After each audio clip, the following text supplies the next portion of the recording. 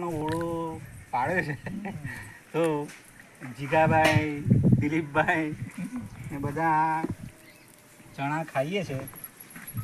રાજસ્થાનના એક ભાઈ છે દિનેશભાઈ અહારી, એમના ઇન્સ્ટાગ્રામમાં કહે છે ભાઈ ચણા ખાવાના મોઢું કાળું ના થાય, વગર મોઢું કાળા કર્યા વગર આ ચણાની મોજ કરીએ છીએ. તમે બધા પણ આવી જાઓ ચણા ખાવા માટે. ગામડાની જિંદગી છે ને મસ્ત મજાની છે અમારે, તો આજે રવિવારનો આનંદ લઈએ છીએ. તો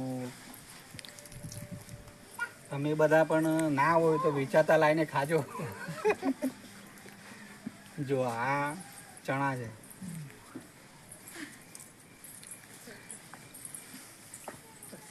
જીગા મોટું કાળું છે સાહેબ.